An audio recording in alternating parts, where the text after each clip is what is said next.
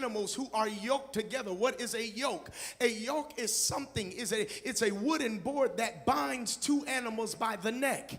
And it does not allow them to go off and veer off on their own track. So they're bound together. Anybody remember the three-legged race? Y'all remember that? It's sort of like that when you would tie each other's foot together, but instead of the foot, it was on the neck. Why on the neck? Because the neck controls the movement. When the writer gives us this scripture about being unequally yoked, what he is saying is, you do not yoke a donkey with an oxen. They have two different physical features. The ox is big in nature and is strong in nature. The donkey is a little more smaller. And the writer is also telling us the donkey has a different work ethic than the ox does.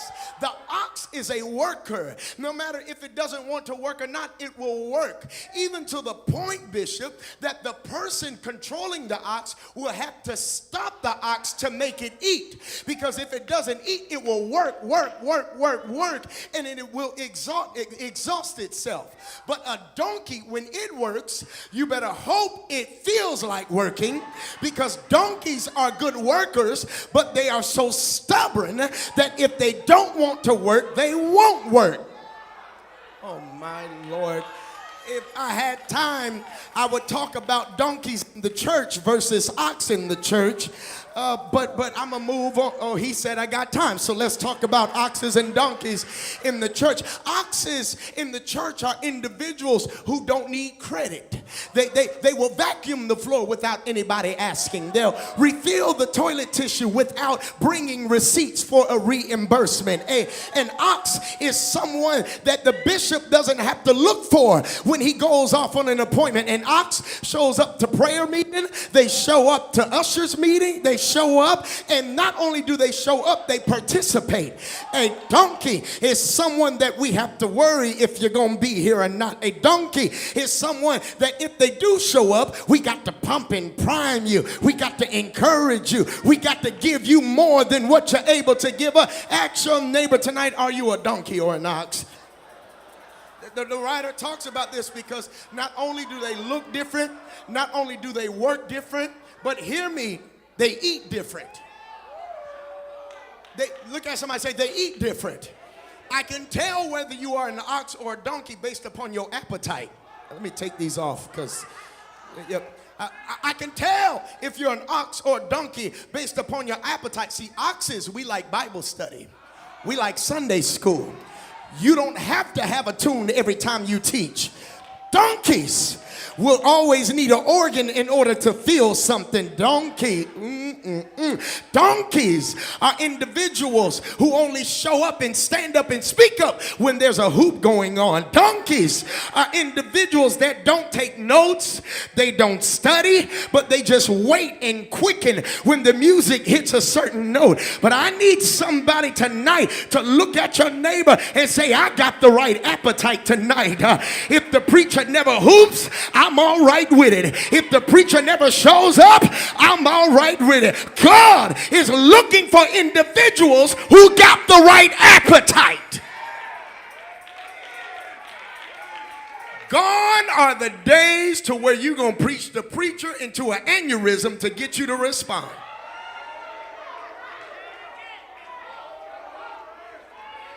It's not our responsibility to make you have an appetite. It's our responsibility to cook.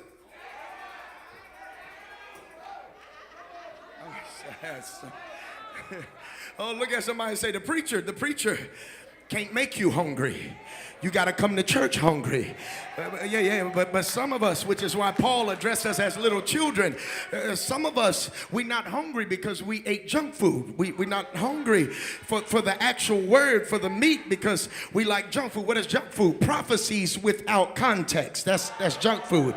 We want to hear you're going to get a house, but we don't want to hear clean your life up before you get the house. We want to hear you're going to get a husband, but you don't want to hear get out of them in bed before you get your husband. You don't want to hear that.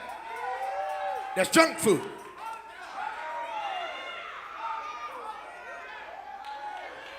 So anyway, back to being unequally yoked.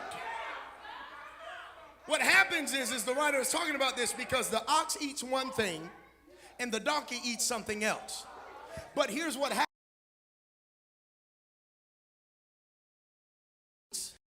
It's the donkey sick.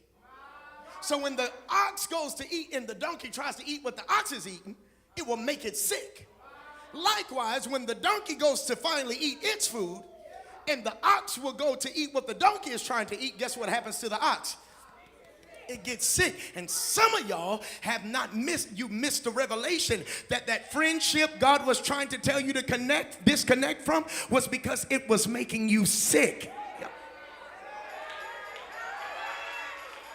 I know I'm not the only one here tonight that sat on the phone and said, why did I press answer? Because every time you talk, it's just something. You always going through something. Somebody always talking about you. It makes you sick, and that's God's way of telling you, you are unequally yoked. And it's time to change your circle.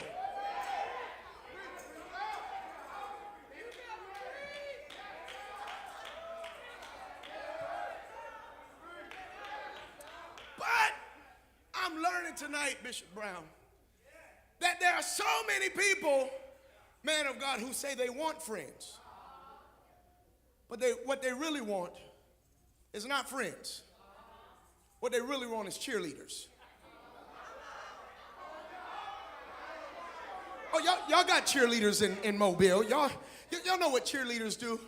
Whenever their team scores a basket, woo, yay. Great job.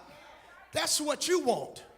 You want a cheerleader who pats you on the back and tell you how great you are.